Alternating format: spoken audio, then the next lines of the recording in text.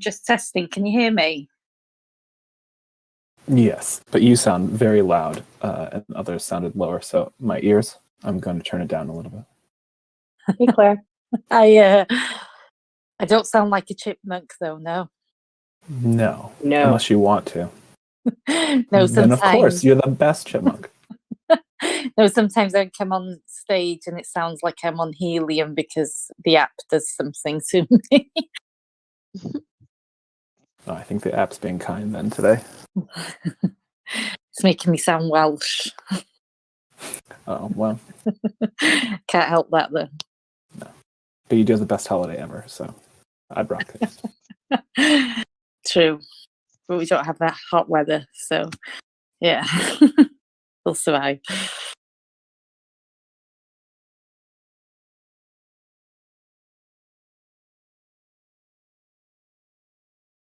Poor Slammy's having some technical issues, it looks like.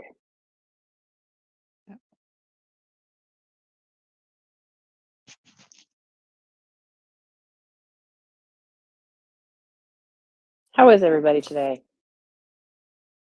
I'm fantastic. Nice. Happy Friday.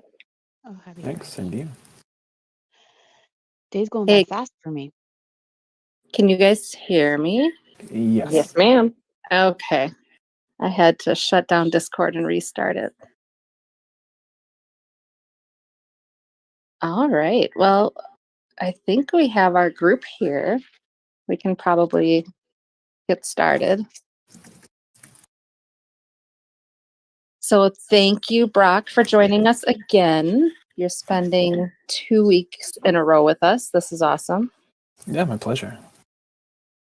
And I'm assuming that a lot of the people here probably know you, but I can't help myself but ask you to maybe just give a brief intro for yourself, and then we can jump into some things. Sure. Name, BrockMcBlockchain. Obviously, legal name. Been a technologist for 25 plus years. It hurts to go higher. Been with VV since before VV was a term and before the app. I originally thought, oh, this app is going to be great. This will be a great investment. All those collectors will just buy things. And, this is going to be great. And then I was like, oh, you know what? The app's out. I should invest $1,000 worth of OMI and see what it's all about. And now I'm approaching 3,000 collectibles later.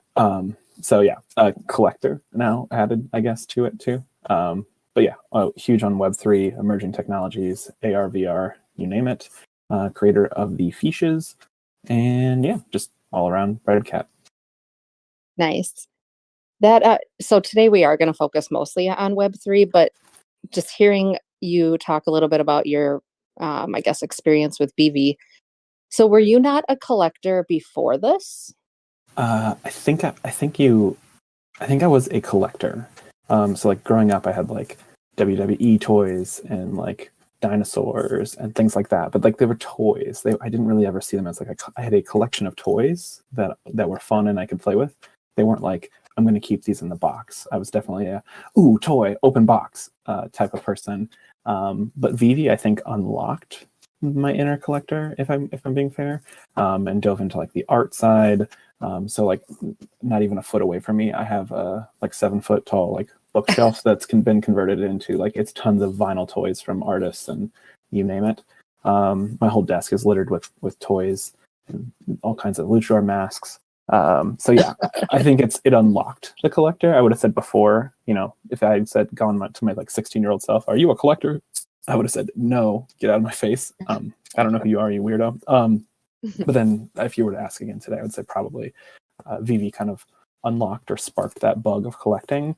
And so huge VV collection, huge kind of Web3 collection, but then it's also spiraled into art collecting and vinyl toy collecting. And yeah. Nice.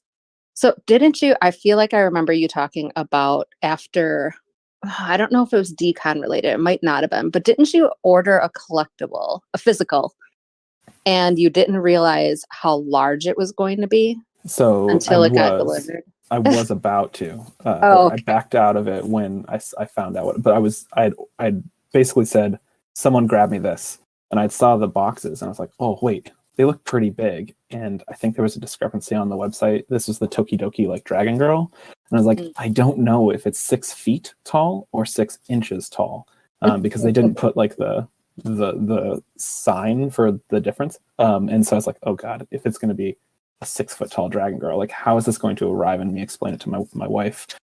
No, it's not what it looks like. It's art. And then That would have been awkward. yeah. So after it was like 6 inches, and time had passed, and my impulsivity had like backed out, and I was like, 6 inches. I don't know where I'll put that. And yeah, so it looks like a nice piece. But I think I started falling in love with the ridiculousness of having a 6-foot tall dragon girl in my house, more than a 6-inch, and so I think that just like shattered my expectations once I found out that it was 6. Of course, 6 inches is more reasonable, but still, yeah. That would have been a fun story. Yeah. So before we jump into the actual question, Bam Bam, Yeah, or someone. I was gonna ask one question. Yeah. Brock, I'm curious, like what is one or a few of your favorite collectibles on the app? On the app, Mhm. so I mean, it's going, no matter how I say it, it's going to come off as a flex. But just Your unicornos? Yeah, I have so many unicornos. It's just a big flex. No, I think being I participated with like the very first drop with there was like this is like actual live app first drop. Of course, there were like beta drops and stuff. But for the live, like when it was for real, participated like with the team, and so like that first set is just like nostalgia, which is a weird thing to say about an app for me. So like that first set probably will die with me. But yeah, I really do like the Koras. I just think they're funny. I think it's funny just to keep grabbing them. I've got over 100 now. Oh my gosh. Yeah, it's weird. But I also really like some of the 2D stuff. Like the Bond posters are not like holding value, but I do think that like if you're into Bond, which I'm actually not, but I just think that the variety of the different types of art were cool. The Mondo posters are really cool. So I hope we get more of those, because Mondo, I actually have 2 physical books that go through like the art of Mondo and Mondo's like vinyl records and like the art behind those. And so they've got some stuff that like the posters are almost more well known from Mondo than the actual like posters that the studios released. So I hope we continue to get more and more Mondo stuff. That would be cool. Nice. All right. So one thing I wanted to just remember to mention before we jump in is if anyone wants to come up on stage, if you have questions, just use the raise your hand feature and we can bump you up here. Also, you can use the live chat, the text chat, to go ahead, and if there's questions that you want addressed, you can throw those in there. And I think we have you, Brock, until about right around 5 o'clock. So I want to respect that too. But we do want this to be a conversation. So like anyone jump in at any point, talk over me, disrupt, whatever, doesn't matter. Because we want everyone to be involved in the conversation. Definitely. And if for some reason, again, not saying like, let me invite myself back, but I am more than willing to do this again if we do get like some topics that we don't get to. I really want to just help everybody in the space kind of like feel empowered instead of terrified. And there can be a lot that leans us into feeling terrified. So if I can help demystify anything or whatever, I'm happy to come back, or happy to take it offline, or whatever the case may be. Yep, absolutely. Just looking at some of the questions that we pulled together, I was like, I feel like we're going to end up needing another session at some point in the future. Absolutely. So, yeah. Yeah, perfectly fine. I'm happy to make myself available. Awesome. Great.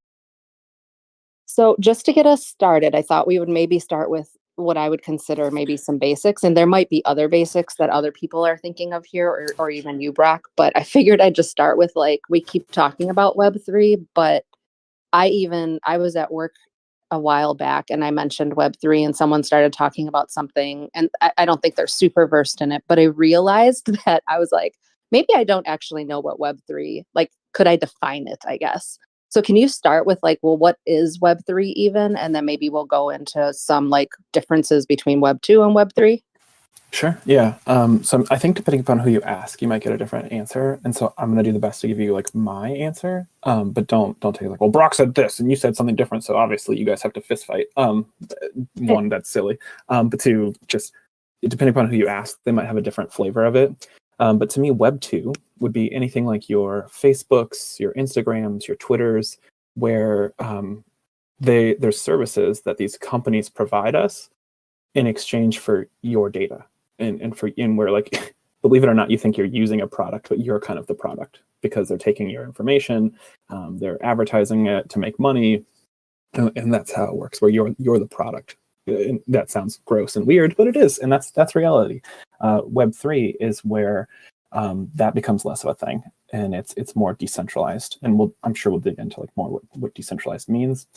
But someone could make a social media network where in Web3 that is, I'm just using this as an example, where you click and you're signed up automatically with one click. And all that company or that service has is access to your wallet address.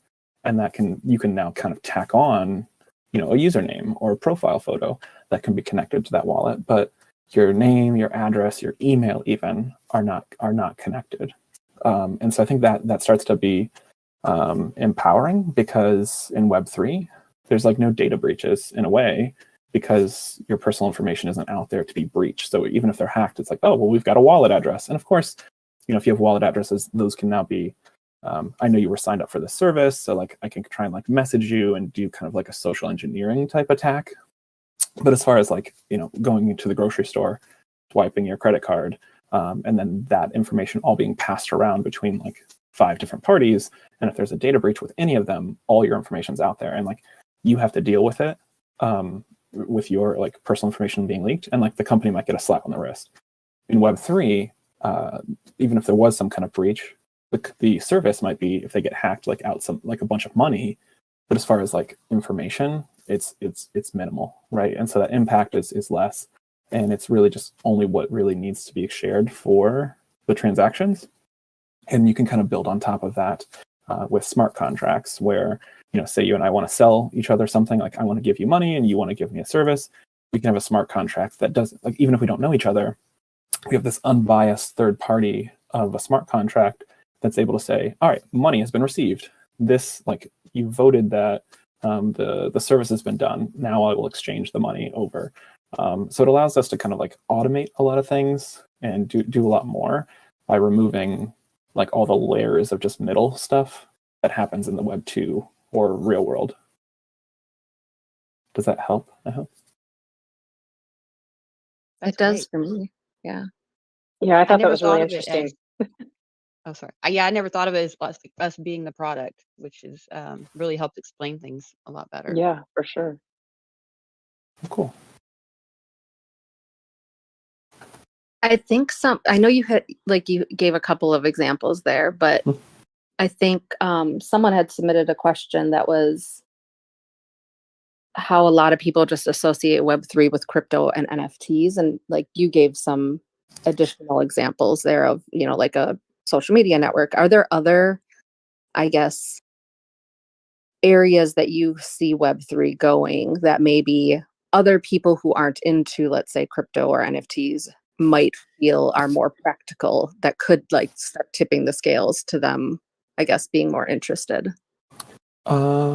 Possibly. Like one example would be like anything that is kind of like frictionless or time and like where there's room for human error.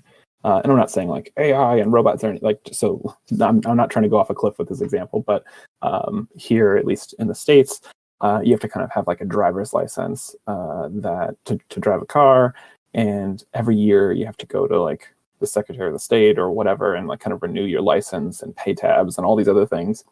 You could, if we got into the world where you've got your social security number and your ID, and then a wallet that is kind of like your public facing wallet that you kind of, and we're tiptoeing into what would be called decentralized identity, where I could get a ping from the Secretary of State saying, hey, we're requesting your driver's license, this, and your date of birth or whatever.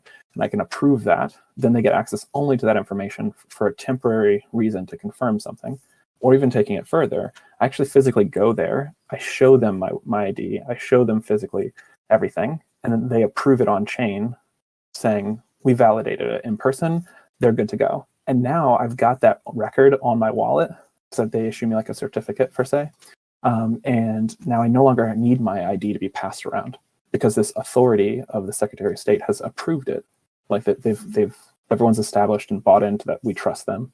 I physically went and showed them.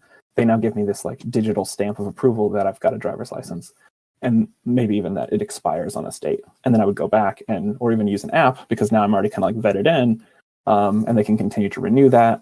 They can automatically request taxes or like whatever kind of tolls that they need, or if I have a ticket, all this can start to be decentralized and digital. And there's no more like, come and fill out this form. It's just, I'm going to issue this to your wallet. We've issued a warning or a stop on your wallet because your license is suspended.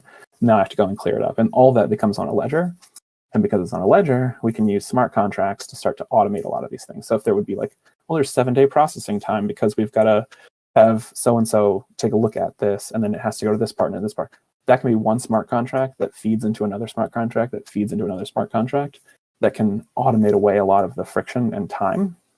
And the knee jerk is like, well, you're going to take people's jobs. I think in my belief is that automating a lot of the monotonous stuff where there is room for human error will actually get you a net benefit. And it frees those folks' times up to be more, like to focus on things that matter more, to have that human touch. So if anything, they might be doing more valuable, productive work by automating away a lot of the stuff that's just busy work. When do you think we'd start seeing things like that? Great question. You're already starting to see some of it with like real estate, which is another area I think that's set for a lot of disruption, where there's so many companies that exist just to be middle people, to do a thing that deals with other middle people. And by removing a lot of that, doing it all on chain, I think that's already starting now. There's been some houses that have been sold basically as an NFT, and then that can automate a lot of the paperwork. I think a lot of it is just like setting the infrastructure up. And I think there's just like a lot of legacy that's like going to come kicking and screaming as things start to become more and more modern. So as far as like when, I don't know. But and I also think it's like the big and scaries right now. And so through this talk, I think we'll start to kind of uncover that. The biggest hindrance is like all of the stuff that you have to know and look out for.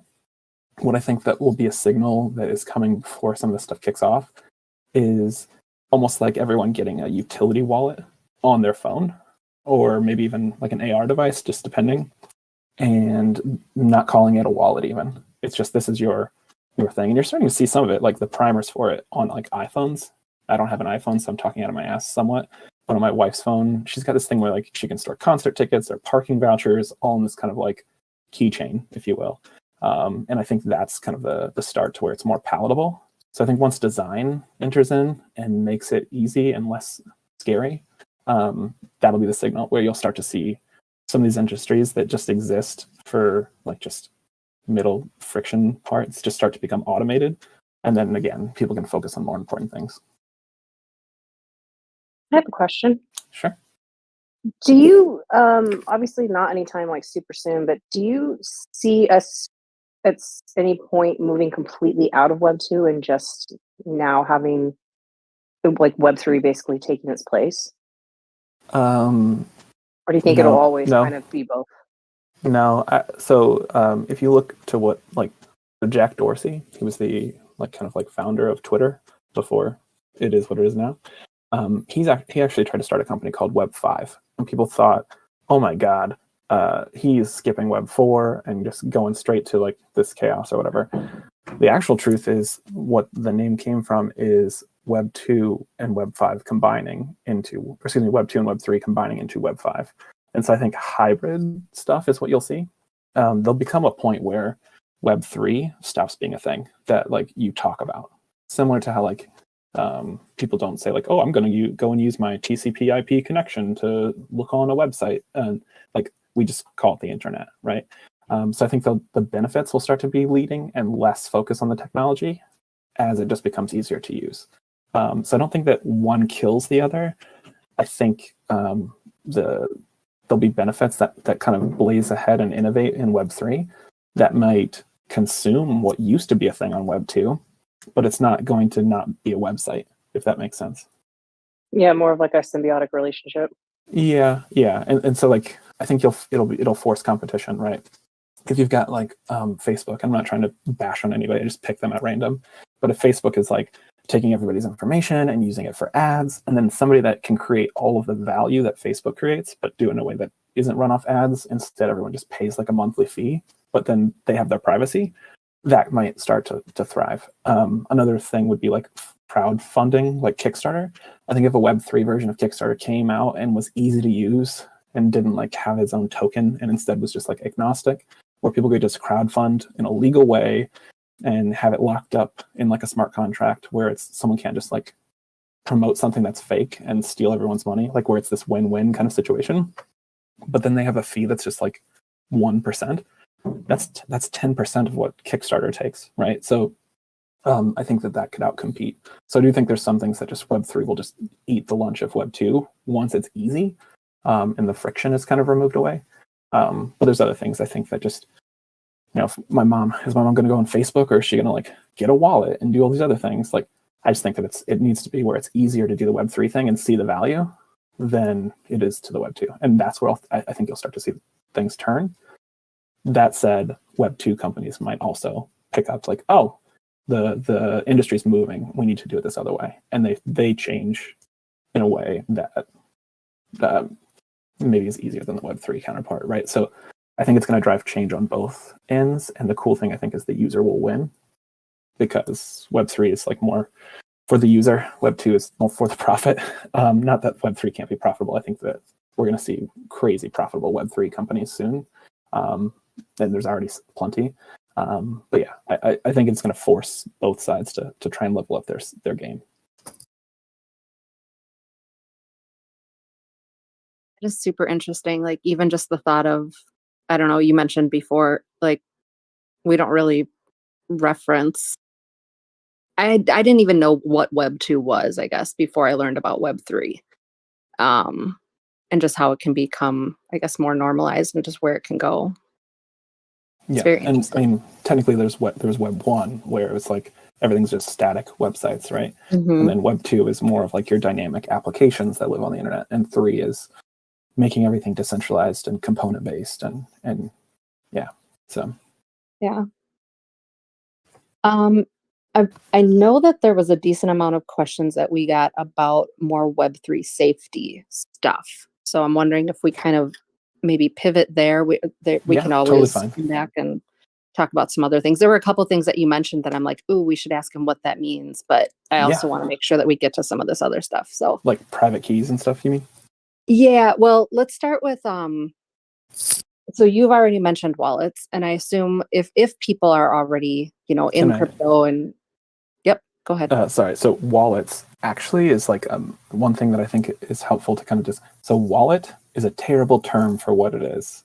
Your wallet actually holds nothing. There's no in a wallet. I think it's a good way in concept to like kind of think about it. Of like, oh, these NFTs are in my wallet. But it's actually not true. There's nothing inside of your quote unquote wallet. Isn't it like a receipt holder? Sort of, yeah. If anything, if that private key is basically the key to being able to move and change anything on chain, and so your wallet is basically like your public address and your private key kind of bundled up together. And if you hold whoever has those private keys can control everything. But there's a difference in addition. Like, I'm not just trying to like say like wallets, you're using it wrong. Like, I don't care. Call it a wallet, pretend like things are in it. But really, like, nothing lives. It's all just on the ledger. But it can't move again unless you've got the private key that is tied to that asset's current spot. So, and then another thing with private keys, you'll hear people scream like up and down, like, don't give out your private key.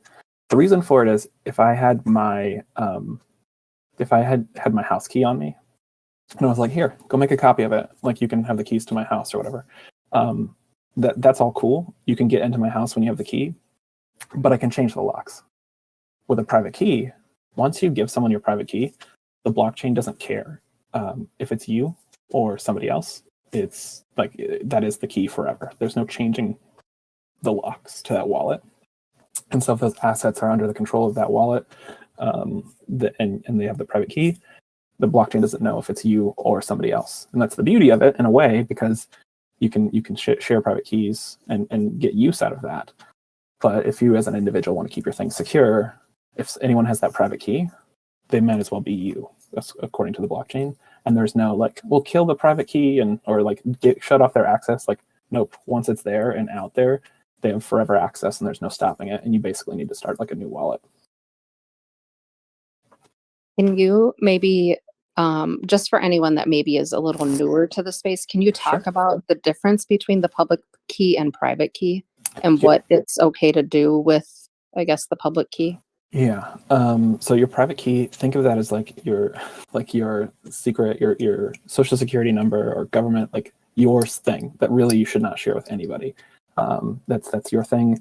And I see some people like, they're like, oh, I know, I'll take my private key and I'll email it to myself. Well, that's an attack vector kind of, because if anyone gets into your email, they could search for like the beginning of a wallet address, like that 0x whatever, and then anything that's crypto or anything that has a hash is going to come up, and they're going to try that immediately, right? So you really want to, if you want to keep your stuff secure, I would write it down on paper, laminate it, store it somewhere, even store it in pieces that only you know like how to decode, like like there's a difference between, or I guess there's a trade-off between convenience and security. And I think, with this, especially if this is your main wallet, push a little bit more, make it a little more cumbersome for yourself, but then maybe have a second wallet that's a little bit more lightweight and easier to use. And we can get into like cold storage and all these other things. Mm-hmm. But for a quote unquote wallet, you've got a public address that you can share everywhere. It's shorter than the private key, so that's how you should know. Like it's a smaller number, and that is how you can receive things. That's how you can sign up for things and whatnot. So it's pretty harmless in theory to give out your public address outside of like scams and like social engineering things, which we can jump into in a bit. Another part though is the private key that we were talking about, and then the third thing in some cases is like a seed phrase. You might have heard of that. Yep. So a seed phrase is basically a string of words that they use to generate your wallet. And so if you know those seed phrases and the order, in theory you can regenerate your private key, and that's a way to kind of get your account back or transfer your account without passing around your private key. So those words basically are puzzle pieces that, when put together in the right order, will decode back to your private key. So it's like an easy, human manageable way to kind of keep it safe so you can restore your account should you need to. Gotcha. So I guess on that note, I had a while back done a little bit of research, and I think I just recently heard this or confirmed this. I guess, is there a one-to-one relationship between, and maybe this isn't a straightforward answer, but sure, a one-to-one relationship between your seed phrase and private key, or can you have multiple private keys associated with one seed phrase? There are some setups where you can like take one private key and generate like sub wallets is almost how you can do it. But in theory, it for the most part, you'll see it one-to-one for common use. There's some interesting things that are being done that where you can do like kind of with MetaMask, where it's one kind of private key, and they use that to generate different wallets. But that's why I was at. That was but usually it's one. Usually it's one-to-one for things. Gotcha. Because that was the reason I was asking, is because I know you can create multiple wallets within one MetaMask, I guess, account. I'm not even sure if I should reference it. Yeah, no, that's totally fine. So MetaMask is a cool tool that allows us to interface with the web and our wallets. And so it's an extension that you can install on your browser. There's a phone app. The phone app's like, sometimes it's clunkier than I would like. But in theory, basically, MetaMask, if you're creating your wallet in MetaMask, like for the first time, that's totally fine to do so. But MetaMask basically is a management tool that encrypts your private key. And if I'm getting any kind of like technical jargon stuff and things are not clear, please like more questions. I'm trying to not necessarily like tone it down, but just I'm trying to take it step by step. But if it gets confusing, I'm fine to explain it different ways. So please by all means stop me. But MetaMask, you can set up the password for MetaMask is basically just like how to unlock and access things. So that password isn't on like the blockchain, so to speak. That password just basically like keeps your extension or your app on your phone secure should someone pick up your phone or go onto your thing. So your MetaMask password is not the same or in any way kind of like linked to your private key. So that's just like how to open and close your MetaMask basically and keep your MetaMask itself secure. But MetaMask basically keeps like a encrypted version of your private key within itself. And so that way it can't be shared.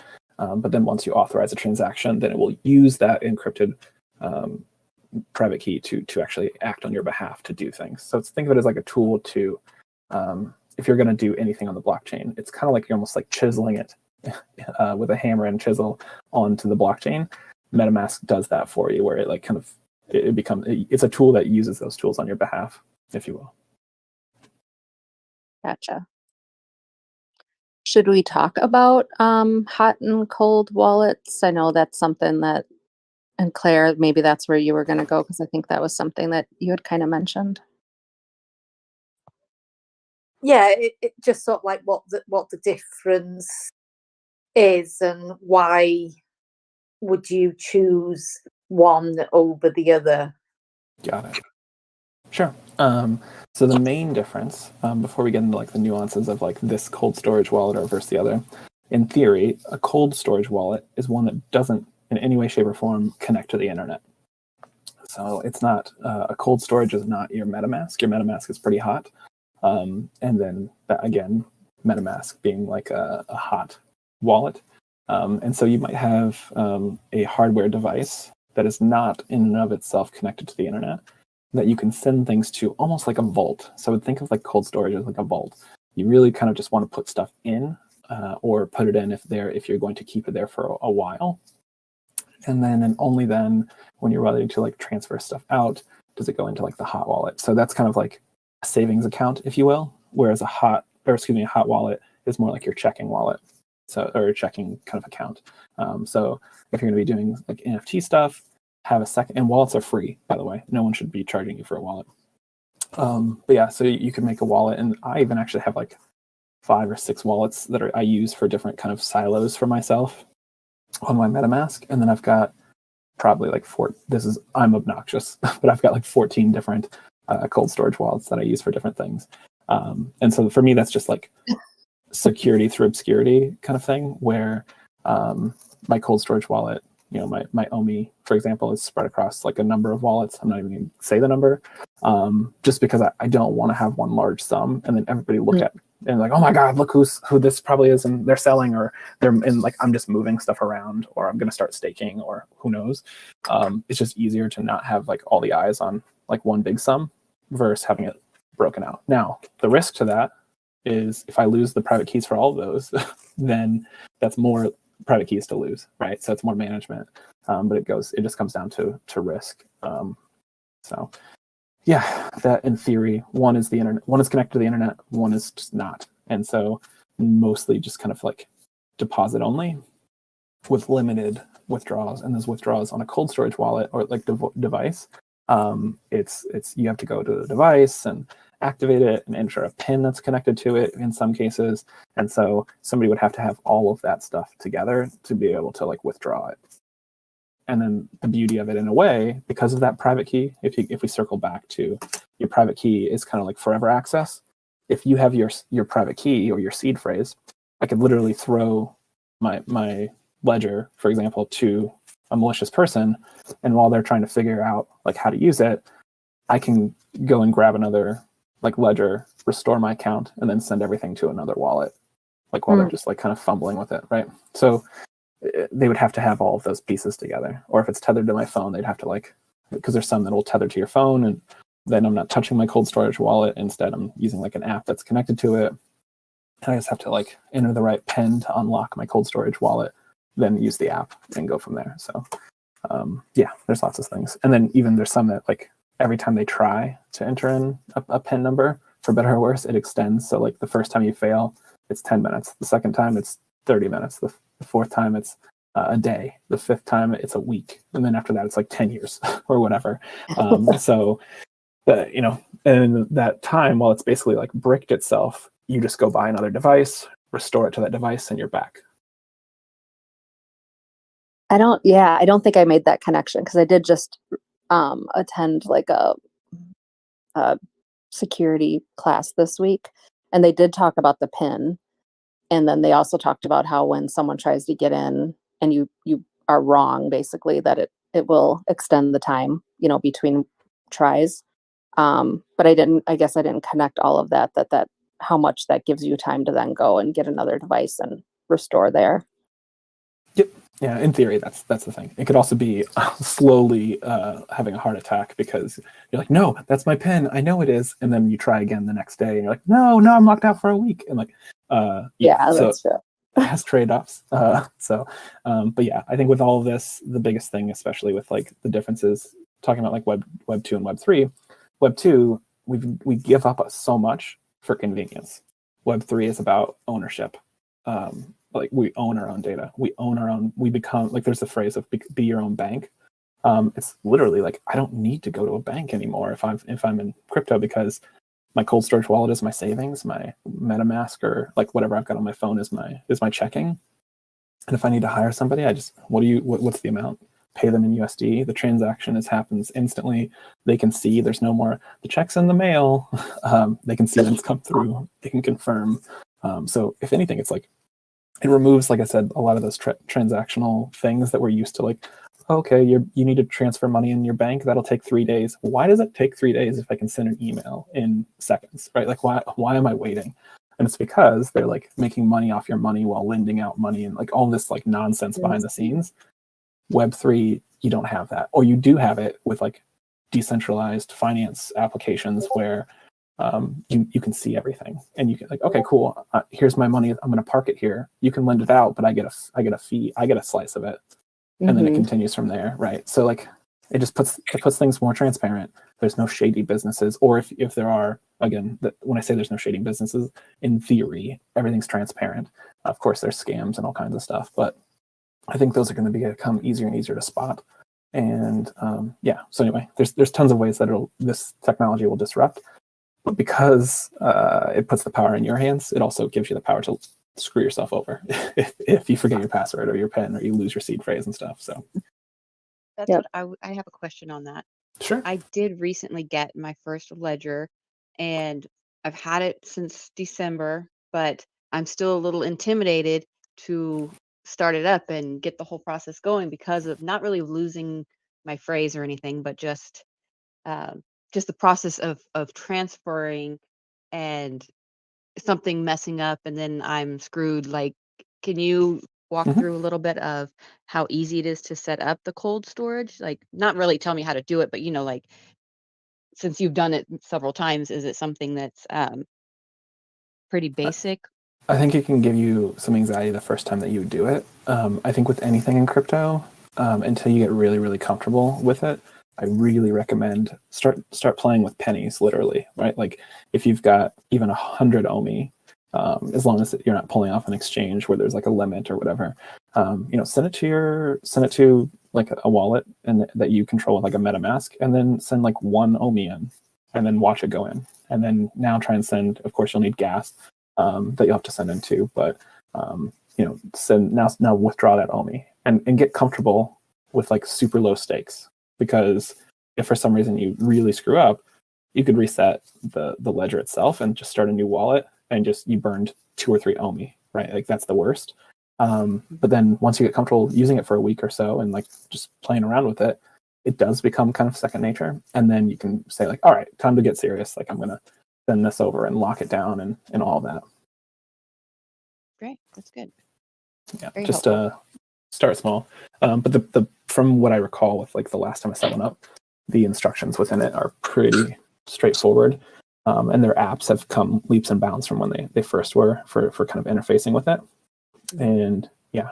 So if you have any issues, I would say ask very publicly. Do not like look for DMs. I think DMs on Discord is probably like the worst thing to look out for, or DMs on Twitter even, where someone's offering to help you. On the Feesh Court, at least, we do everything publicly. Because if someone's like, oh yeah, I can help you, I'll DM you. Now no one else has eyes on like what's happening, versus doing it in public. With a public address, like it's already public. So it's not like you're sharing something. And if someone's like, oh, okay, yeah, let me just see your private key real quick. Everyone's gonna be like, what? No, don't do that. So I would say find a safe spot for help, whether it's the Feesh Court or on here, and do it publicly, because there's a lot of stuff that you can do that won't necessarily expose you. But a lot of checks and balances can be had because everyone's kind of been there. So here's, Good advice. yeah, thank you. Here's just something I've been putting a lot of thought into at the moment, Brock, and I'm sure it's something you've probably been thinking of as well.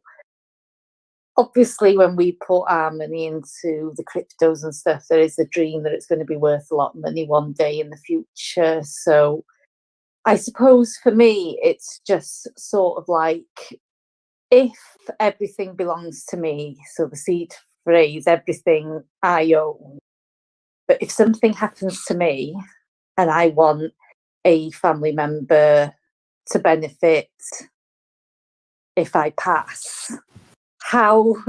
Because you've got to put a lot of trust, haven't you? Because you have to also have scenarios in your head. Well, what happens if it's just between me and my husband, and heaven forbid we're both in the car crash? Do you know what I mean? Then there's nobody to take it on.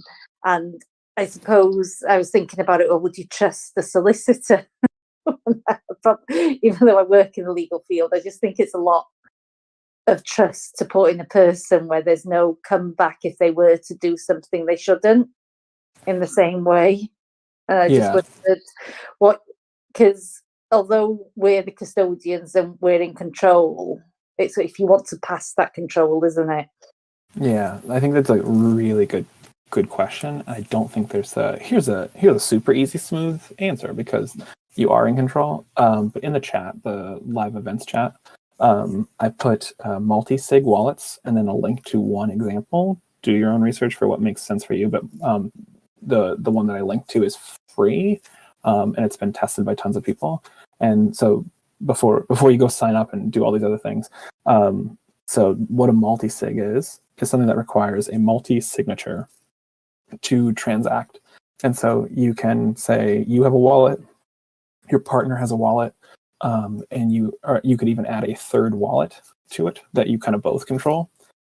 And then you can say, what are some rules for this wallet, this like multi-wallet that you're now all connected to?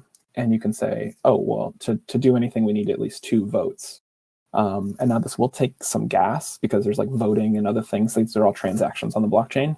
But you could, in theory, say, add your kids to a wallet and give them their own wallet. And you would leave behind their wallet that by themselves, if someone like an attacker or whatever broke into your house and stole the wallets, they would need both to be able to do anything. So together your kids could do something if you do it too. But anyway, you're setting up basically this landscape that requires multiple parties to be able to use it. And so you could store all your money there. And then if for some reason something unfortunate happened, you'd be able to, whoever was remaining would be able to use those to pull funds out or do things. And that, in a way, that can also be security, where I had a setup where I had 3 wallets with a multi-sig. And so it's harder for me to just like use this as my, like, again, this is more of a setup for savings. It's harder to do it for like the checking thing, because then anytime you want to use it, I've got to do a transaction on my desktop and then run to my phone and do a transaction there to confirm to have it to go through, and that's like double gas. But if you're trying to cheat it like a vault or have it set up to where there's access to funds in the event of something untimely, that's one option. There are other options where there's services that will, like, upon death certificate submission and review, then they can do that. But that's still trusting like somebody else to act on your behalf in the proper way after the fact. Oh, I didn't know about that multi-sig, so thank you very much. It's something I'll do more research into. Thank you.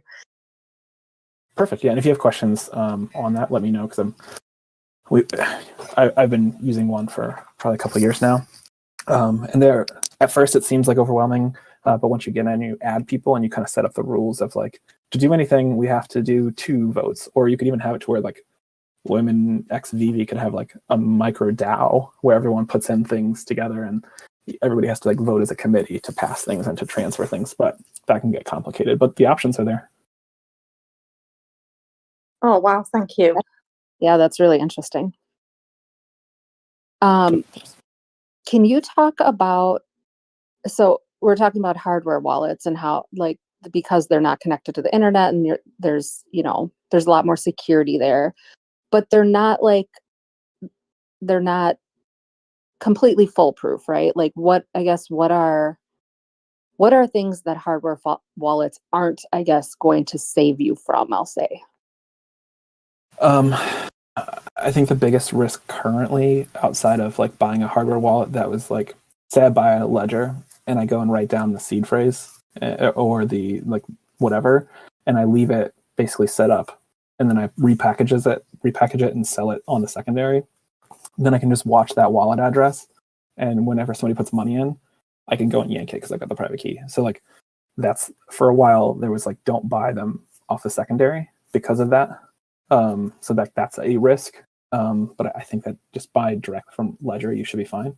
And so yeah, outside of that, it really comes down to then like personal error. I think a lot of the risk, and again, there's tons of ways to mess up, but even in the last week, someone reached out and they're like, hey, I didn't get my like Feeshes airdrop. I'm like, oh, well, what's your wallet address? And I take a look and, well, you don't have any Feesh. That's why. And they're like, what? I had 3. And I looked into it and they basically, I was able to see on chain like where a lot of their stuff got yanked on this one day. And I'm like, what happened here? And I go, did you know that this happened? He's like, oh, I rushed to this like site because someone told me that there was like 5 spots left to mint an NFT that would let me redeem for like an Adidas tracksuit. And so I rushed right in and I minted. But what they did was they minted it, but they actually signed a transaction that let that like kind of attacker do anything with their wallet. And so like later that evening, all of their Ethereum got stolen. And then anything that had any kind of value got stolen out of their wallet. So same thing can happen with a cold storage wallet where if you're using it instead of as like a vault and you go and mint using your actual like cold storage wallet, you've basically turned your you've paid money to turn your cold storage into a hot wallet because it's now been exposed to the internet.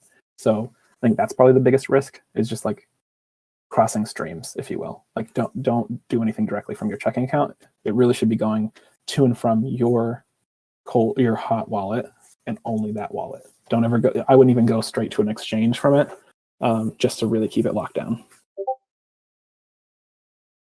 Gotcha. I know there's also this concept of having multiple wallets for different things, which you I feel like you just kind of alluded to a little bit, where you have a vault wallet, maybe a buy sell wallet, and then I forget what I've seen the third one kind of referred to. Can you maybe talk a little bit about that? Yeah, it's up to your personal, like whatever's easiest for you. But I think a lot of my friends they're doing things, and even me, you kind of have like what we call a burner wallet.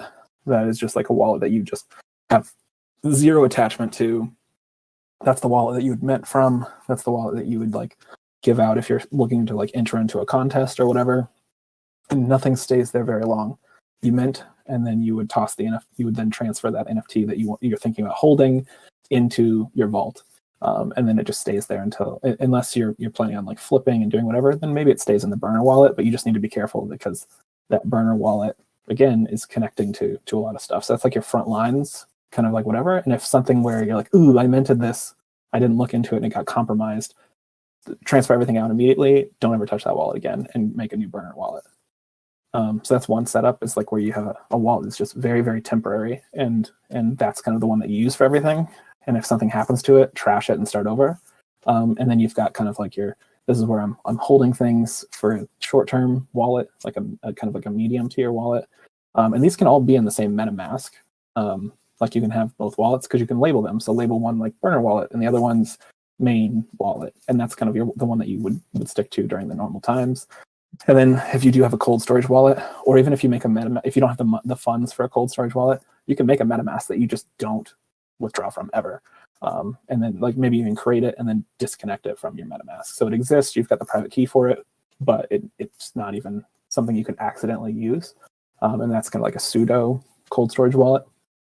And so, yeah, 3 wallets, I think, is probably, if you're doing a lot of stuff, what I would do. One's this is what I use for everything, then transfer out of that to your main wallet, and then have the vault where like you're putting everything on ice. Like, this is something I'm going to keep for the next 5 years. Like, just throw it in your vault and don't touch it. You can still look at it on OpenSea. You don't need to connect to OpenSea. You can just search your wallet or look at it on whatever kind of viewer that you want, but just don't connect it to anything, and don't even have access to it on your phone. Don't even have access to it on your computer. Just it exists. You've got the private key stored safely, and you just don't touch it. Things just go in, they don't come out. That is super helpful. I thought I knew a lot about that, and I just learned more. I noticed we have Silicon up here. Hello. Wanted to, say hi and invite into the conversation if you want to jump in at all. Hey, what's up, guys? And Brock, thanks for coming up and sharing the knowledge. I was thinking about Claire's question. What I've heard, at least people do, and Brock, you can let me know, like, if you, let's say it was just 2 people and they both got knocked out at the same time, you could have a trust, but you do have to trust your lawyer or your, as you said, your solicitor. So, there's someone, you eventually have to trust someone. Maybe you keep it in a sealed envelope, and it's, it's in a deposit box, right? And it only gets access to, if something happens, right? So, yeah, so that's where that like multi-sig wallet can come into. So I've got 2 children, right? So I'm giving advice or a thought or an idea that I've not done myself. So just full exposure, just full discretion there. But I could have one with my partner and I both having our own wallets as two members of a multi-sig wallet. And then I can make one for my son, one for my daughter. Then I can have 2 trusts that each individually have those private keys with like an explainer. That then no trust, like, so even if my daughter's trustee went rogue, they would only have 1 vote, and then my son would not vote in that case to like transfer all of the funds to the lawyer, so therefore that would never go through. And so you're separating the concerns there.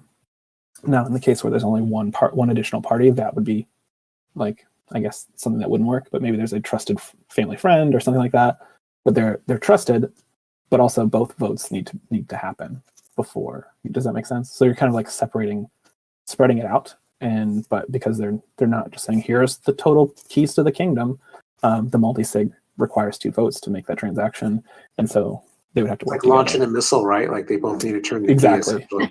Yeah, exactly. I think that paints a really good picture where nobody can take out your financial, like nobody can nuke your financial security that you're trying to hopefully leave behind, unless they work together. But the vote from any kind of malicious or rogue third party that you're hopefully trusting wouldn't be able to execute solely without the other half. So Brock, I do have a real question for you. So this would probably have been a far-fetched idea before we started getting balloons in the U.S. flying over mysteriously, or maybe they've always been flying over us. But and by the way, I'm taking a bath. If it sounds like I'm in the bath, I am. But my question is, are you concerned about like an EMP for your hard wallet? And I guess it's not that big of a deal if you've got the seed phrase somewhere. But are you concerned about like an EMP? And do you put your like hard wallet in like a Faraday cage or anything? I don't. I go for like paper and lo-fi. I'm very like high tech for most things, but for seed phrases, it's like laminated half of my seed phrase and laminated half of my seed phrase, and they're stored in 2 different locations type thing. And so I think I'm okay. But if an EMP happens, I think there's like other things that are probably worse than. Yeah, that's what I was thinking. I was just thinking that like that was one of the concerns we were talking about with these blimps, is they could actually cause an EMP, or even just a solar flare, right? We live next to this big gaseous star that could, I've had stuff break randomly, and it's like, solar storms are actually a concern. But again, like you said, as long as you actually write down your seed phrase somewhere, and like, in this case, you said laminated or tattoo it or whatever you're gonna do. Keep it safe and not lose it, because I've actually met someone who had $10,000 in OMI and then they lost their seed phrase. Right? It's like that can really do for you. Yeah, You need your seed phrase. definitely. But then, doing something like multi-sig, I think, does give you that backup where it's like, ooh, I lost this seed phrase, but I've got, a third-party person that can help me get back. And you can even do things with a multi-sig where you can vote a new wallet in and then have people vote out the old, and then that new wallet basically still has access. So you didn't lose anything. You just need enough folks to be able to carry out the voting to add in. That's why I said, like, I use 3 accounts. So like one's one that never votes, but in a bind, I've got that seed phrase somewhere else. So I can go and activate that, use a vote to vote in a new wallet, vote out my old wallet, and back to the races kind of thing. And just as a follow-up, some people talk about revoking permissions that they've given out from their, like, let's say their minting wallet. Is there a certain site you recommend? Because I've heard different places you can go to get revoke permissions. And does that protect you? Or if someone hacks, let's say someone hacks like a permission to Broadside, for example, and then Broadside got hacked. Do they have? I guess I'm not really sure what permissions they have. Is there a place to look that up? Yeah, so revoke.cache is the one that I typically use. And there are other ones out there, but revoke.cache has been on the up and up for a while. And then I'll just explain, like, what all those sites do is they go and check what has access to you on chain to your wallet, and allows you just a quick and easy way to revoke it. So it's not like they go in and they're doing a ton of stuff for you. Really, they're just helping make the removal of permissions on chain easier. You could technically do it yourself if you know how, through like just blockchain transactions, but it just kind of surfaces everything that's connected to. Probably the scariest thing that most people give access to would not be Broadside or any particular, like, of course, I think that's a risk factor, but OpenSea, when you do anything on OpenSea, the access that you're giving them is basically like, do anything you want with my wallet. And of course, they're in business to continue to make money. And if they suddenly like screwed over everybody, that I think they would lose more than they would gain over the time doing things legit, which is just another benefit to like Web3. They have been hacked before, so if you gave OpenSea permission, then someone who got into OpenSea technically has access to your wallet. Most of it's, I mean, in theory, yes. Most of it is through smart contract now, so it's less of an issue as it used to be. However, yeah, if you're not using OpenSea for like, oh, I did like a one thing, probably should go and revoke it just in case. But that said, like, there is a gas transaction every single time that you do like a revoke, and every time you give like permissions type thing. So just, I guess, look at the risk versus the gas cost, because if you're just like super just anal about revoking everything as soon as you use it, if the risk is lower with something like OpenSea in theory, and you use it like every day because you're just trading NFTs, you're going to lose on the gas probably more than you'll profit from revoking and adding it every single day versus flipping. So just something to look at the risks and the potential trade-offs. But if you went and minted something on a website one time, yeah, I'd jump in and probably revoke that just to make sure, because that's a lot more likely to have someone attack it and then try and do something malicious versus your OpenSeas. But OpenSea has, like, if you've bought or sold or listed anything, you're giving OpenSea access that when they receive the funds for that NFT, that they can transfer it for you. So yeah. Yep. Appreciate it. And there is this one site, I'm trying to remember the name of it. It was like free NFT. So like whenever someone's offering free NFTs, apparently this site will proxy the connection and verify that there's not any permissions that require any kind of financial transaction to happen, right? So that, I haven't really like fully vetted it, but I was in one of their spaces, and I thought it was a pretty cool concept where essentially you're proxying through their connection, and then they're protecting your, they're going through and making sure that nothing bad's kind of aiming towards your wallet. Got it. Yeah, no, there's like Pocket Universe and a couple others. I try not to recommend anything I haven't like looked into, like kind of under the hood. Totally. But for people that like just want to mint free stuff, I'm pretty sure there's sites out there that will like protect you, but you got to do your own research. Essentially, just want to bring that up. Yeah, and there's some services there's some services like Manifold that are kind of like helping people do things with smart contracts without getting into like building your own and deploying your own smart contracts, where it's kind of like connect your wallet, make your contract, and they'll deploy it and do everything for you. You just pay the gas. And a lot of these like open editions and free mint things are coming off of Manifold. It's like manifold.xyz, I think is the URL. So those are way more safe than just like a one-off website. So I think that's the biggest thing is don't rush. FOMO, I think, is the thing that's going to kill tons of people with making mistakes, because, oh my God, I got to go fast now. It's not worth risking my wallet to it's rush a good into rule of something. thumb, right? Yeah. Because like usually if you're being scammed, and this applies to in person as well, there's usually something that's too good to be true, right? And a sense of urgency. Yeah, there's a sense of urgency, and like you have to do it now. So those two things are both red flags to keep an eye out for. And if you're concerned, then just don't do it. totally agree. That was really good to get into, because I did want to talk more about some of the common scams and stuff like that. But I also, Brock, I know that you have a hard stop, and I want to respect that time. Maybe I think you said you have maybe a few more minutes? I could probably go like another 5 or 10 minutes if there's questions or whatever. We'll try to keep it to 5 just to be respectful. But I guess, are there any other questions that anyone wants to kind of shoot at Brock before we let him go? And I'm watching the chat too. If someone's nervous to talk out loud, that's totally fine too. So that means you saw the bathtub? Yes, silicone in the bathtub. It's perfect. I'm telling you, you know what? A good bath with some Epsom salt, it's good. It's good. It's good for you. I'm not gonna lie, I was laughing so hard. I'm like, I don't even know what question he just asked. Like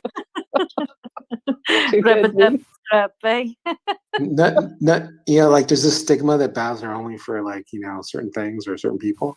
I'm like, baths are for everybody. Like, not only that, but how often do you clean the bottom of your feet? Most people just take a shower and they don't scrub below the knees. So just saying, like, I can't believe I'm having most people. Normalize baths, guys. And I was going to say, this is Twitter worthy, but I see it's already on Twitter. Oh yeah, I went right away.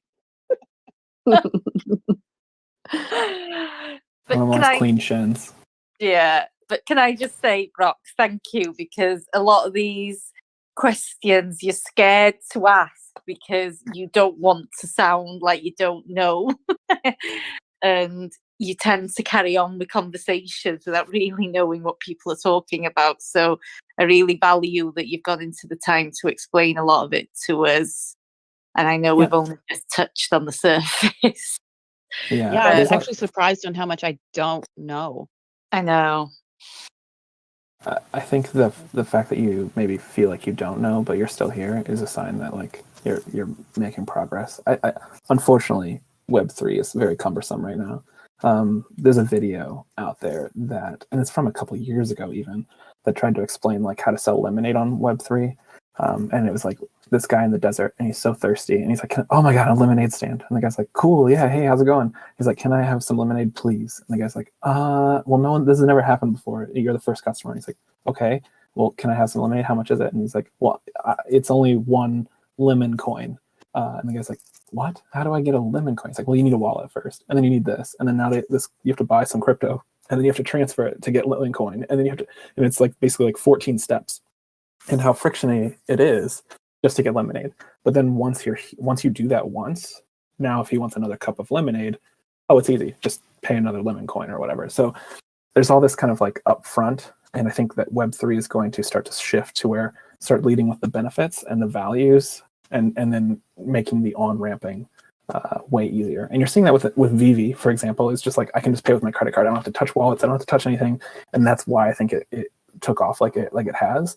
But I think the rest of Web3 is hoping to catch up, and then it'll get easier. But I do think that you can definitely feel like almost embarrassed, or like, oh, that's simple, I should know that.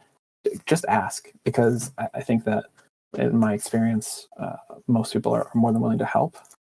Again, I would urge you to ask in public, which I know that can feel scary, but even starting a small group where you feel safe and starting to ask there, and if somebody doesn't know, like find the answer together, and then vet it or whatever the case may be. But yeah, it will continue to get easier, but by us kind of suffering through the friction, if you will, it's only going to make a better end product. And whether, I guess, just without trying to stand on a soapbox, a lot of tech looks like me, right? Like male, white, Caucasian, however you want to say it.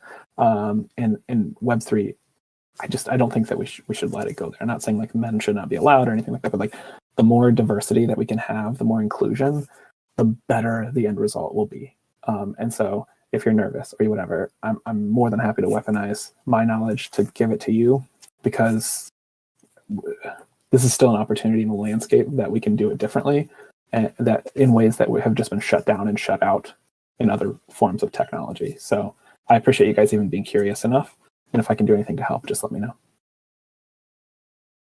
Awesome. We appreciate that, Brock. And as Claire said, thank you so much. I was actually thinking for some of the questions we didn't get to, we could actually just pop some of them, not right now, but in the future, in our Women XBV chat channel, and we could have some of the conversation there, realizing that some of it might be more complicated and better for voice, but there's really no reason to wait to have another one of these, even though we still want to have another one of these. Yeah, I'm happy. Whatever works best for everybody. A lot of people learn in different ways. But if you have questions, drop them and just tag me if I don't see it. And then if for some reason it warrants, like everyone's like, I'm not getting it, your clickety clack makes no sense to me, I'll record a video or audio, or even impromptu jump in an audio room and talk through it. Whatever would be the most helpful. Sounds great. Awesome. So, oh, go ahead. Sorry, Simon, I was just going to say, although it's the women's channel, everybody is welcome. All we ask is that everybody remains respectful, because we are creating a safe space. So don't feel because you're not female that you can't speak there. And you're welcome to ask Brock any questions in the women's channel. So feel free to do that. Definitely. And I'm sorry if I meant to, like, sorry guys, you suck, or anything like that. I want to make sure that we elevate all voices that maybe have been underrepresented in tech so far, because that's the only way that we're going to get to better and better solutions and better experiences. So. Oh no, it was more because some people think they can't chat in our channel because they're not female as well, because it's not a women's only club. It's just somewhere where we know that we can all speak in a nice, civil way, that we respect each other, and that there's an understanding that we are going to be asking what some may perceive silly questions when it comes to this subject. So anybody's welcome to join in with us, really. And it's Claire, would you say it's the mostly nice, safe channel until we do rumbles? Yeah, I don't know what happens, but when we start to play games and we want to start killing each other, then everything, the gloves are off, and we're all want to win. No, we still laugh, but yeah, we want to win. Yes. So again, Brock, thanks. I know you have to drop. Feel free to drop whenever. I'm going to do just a couple of reminders here, but I don't want to keep you from your other commitments. Okay. Yeah, no, my pleasure. And thanks again for having me. And did you say you wanted alpha from Feeshes? Is that it? Oh, yeah. Oh, yes. Oh, I don't have much. I just have a mini bit of info. If you are doing the February event, I would try very hard to be one of the first 25 couples that match up on the dating app. There might be a mini surprise for those that do. Oh my gosh. Cool. Means I have to work harder. Cryptic. Okay, bye. Thank you, Brock. Always cryptic. Especially to those who probably don't know what he's even talking about. I didn't even know what Tinder was, but I do now because of Feeshes. Not that I've gone to check it out. I've got used to the concept now. Yeah. So a couple of other things that I thought I would just give reminders to the group here on is we kind of already mentioned to join us in the Women X VV chat.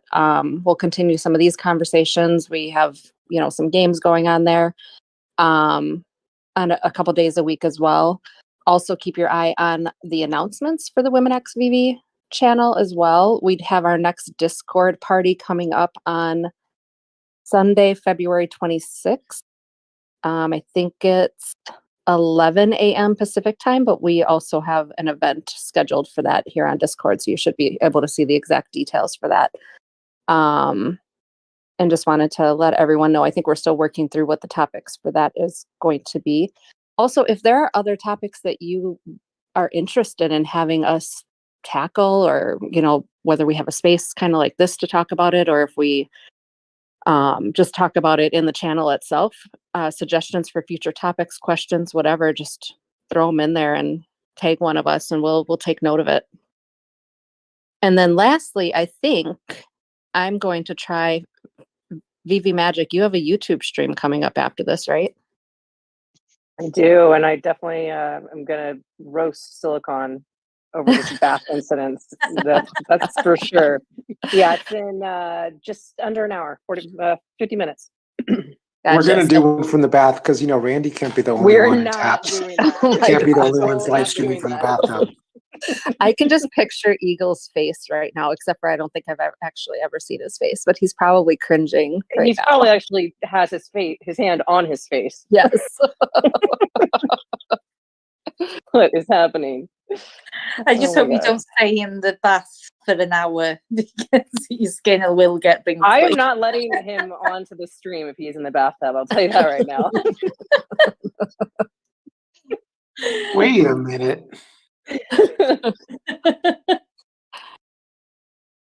Oh.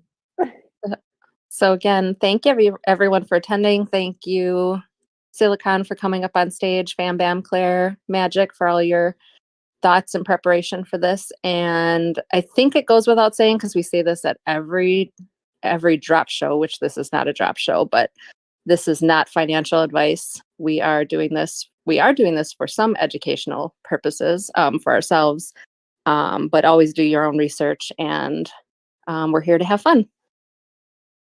And thank you as well, Slammy, because you put a lot of preparation into that as well. And thank you for hosting. You've done an amazing job. Thank you. No Yes, problem. great questions.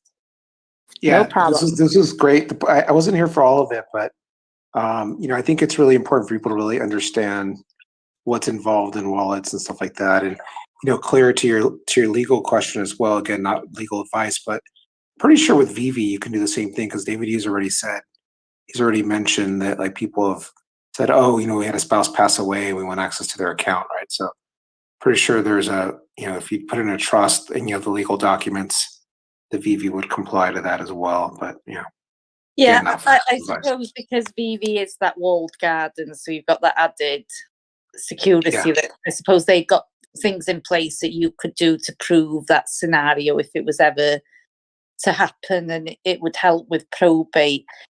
I suppose Web3 is good in keeping you anonymous until you need to not be anonymous to pass it on, I suppose. And yeah, that's what. And the other general advice I would give people is don't use the same email address for VV as you use for everything else.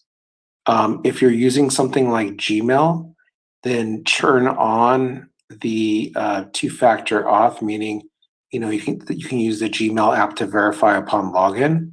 So a lot of times when people get pwned, they get pwned because their credentials get stolen because they use the same email address and password across 100 sites, and it's just habit, right? And then they get pwned that way. So just want to give everyone a heads up on there's things you can do to be a little bit more safe. I have actually changed my email address on VV recently for that reason, because of the fear of somebody hacking into my emails. Then they could technically figure a lot of things out, couldn't they? So, yeah. Hey, Great. Claire, is it easy enough to change your VV email? You need to contact support, and there's a process in place because they obviously need to verify you because they don't want somebody being a bad actor and getting access to your account as well, you know. So I wouldn't say it's lengthy, but there is a process that needs to be done, and it's a KYC account, isn't it? So you have to do certain things to satisfy VV that you're the account holder, and they go through a whole process with you. It's not a case of just sending one email and they change it for you. But I went through that process because when you start these things, it was something I did in my main email account, and then you realize how much of the things go through your main email account. And I don't know what happened. Apple stopped me being able to get emails for a day because I didn't know there was no memory on my phone, and that was a reason. But it sent me into a pure panic, and it made me reevaluate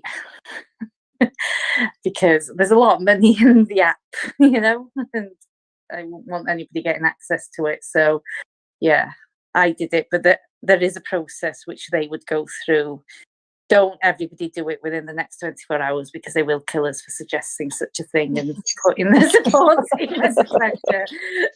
And I don't want nasty emails from the support team saying, why did you do that? I did think the merge accounts was pretty secure because essentially you had to log into your merge account, go through the process through the web app, put in your password, and then approve that from your main account, right? And then the facial recognition. So it felt like there was, you know, it was pretty intense scrutiny on that, which I thought was good. I and to be fair, I found it very smooth. And I love the reminders, like, if you want to change your mind, you've got 36 hours or something like that. It was like this countdown I was getting in my emails until it happened. And then it just felt like a non-event. It just happened. I just had more things. I don't know what I was expecting, like. But yeah, they were just there when I woke up one morning. But Hey Claire, also your question about what to do if something were to happen to you and your husband. There's actually on the VV support site, and I'll post the link in the chat here. There's they have a whole article on there about what happens to your VV account if you die. So they've not only, I guess, thought through that, but they've also they've provided the information to us. So people, if they, want to take a look at that to educate themselves, they can. Can somebody tweet that out? I think that's something that a lot of people don't realize. yeah, we could do it in the Women X VV. Sweet. Sweet, couldn't we? Yep. Yeah. That's I learned a lot taking a bath here. Thank you guys. And we've learned how important it is to clean the bottom of your feet. So we're all happy. Yeah, I'm serious. Most people, it's just a fact. Most people won't scrub below their knees. It's just the way it is, especially guys. Throwing it out there. All right. Well, you need to go so you can get ready. You need to be clothed in about 30 minutes. I was going to say, on that note, maybe we should end. But thank you, everybody, for joining, and I hope you've learned something and you'll join us again. And if there's any other questions you want to add, as Slavy said, then just get in touch with us. Or any subjects that you can think of that would be interesting as well. Absolutely. Thank you, guys.